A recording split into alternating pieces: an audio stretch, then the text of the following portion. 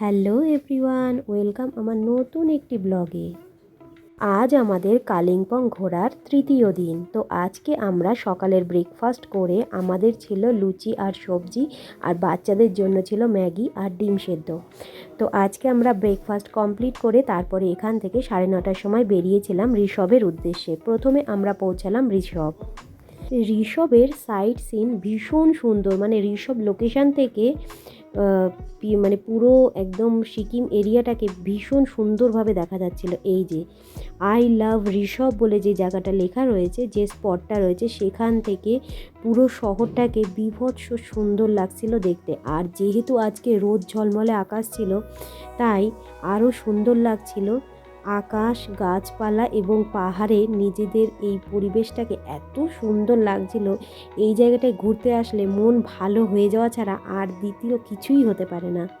তো এখানে আমরা বেশ কতগুলো সেলফি তুললাম, আর চারিপাশটা ভালো করে ঘুরে দেখার পরে আমরা আবার এখান থেকে বেরিয়ে গিয়েছিলাম।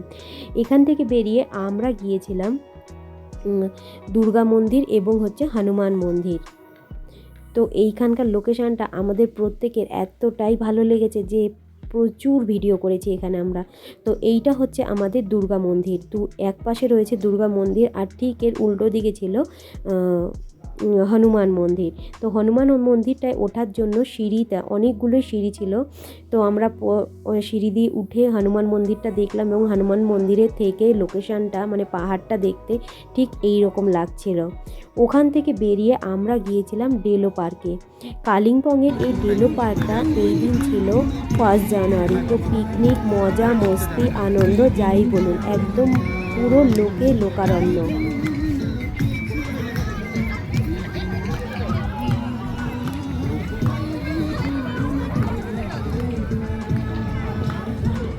ডেলো পার্কে আমরা প্রায় ঘন্টাখানি মতো ছিলাম। ভীষণ ভালো লাগছিল। ওখানকার লোকাল এরিয়ার যে সমস্ত বাসিন্দারা রয়েছেন, তারা প্রত্যেকেই প্রায় এখানে আজকে পিকনিক করতে চলে এসেছিল।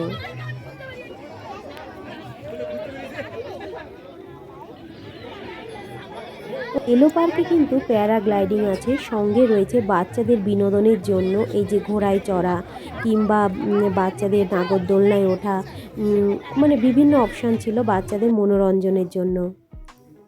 এখানকার ট্র্যাডিশনাল লুকটা আমি আপনাদের কাছে তুলে ধরলাম। এটা হচ্ছে এই কালিম্পংয়ের ট্র্যাডিশনাল মহিলাদের লুক, যেটা আমার তো ভীষণ ভালো লাগছিল।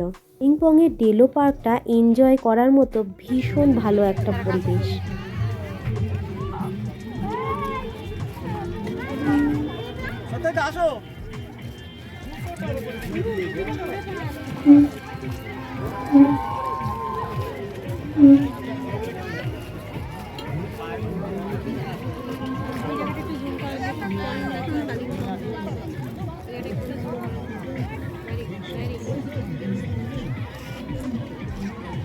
এই পার্কের থেকে বেরিয়ে আমাদের গাড়ি এই পার্ক জোন থেকে বেরোতে প্রায় ঘন্টাখানি টাইম লাগিয়ে ফেলেছিল।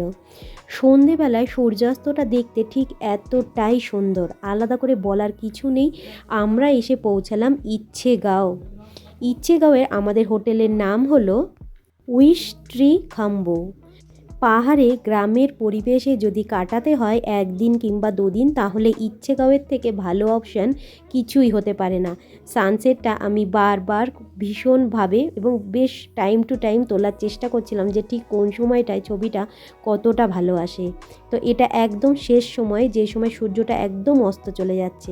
সন্ধেবেলায় আমাদের দিয়েছিল চিকেন পকোড়া আর বাঁধাকপির পকোড়া, সঙ্গে ছিল চা।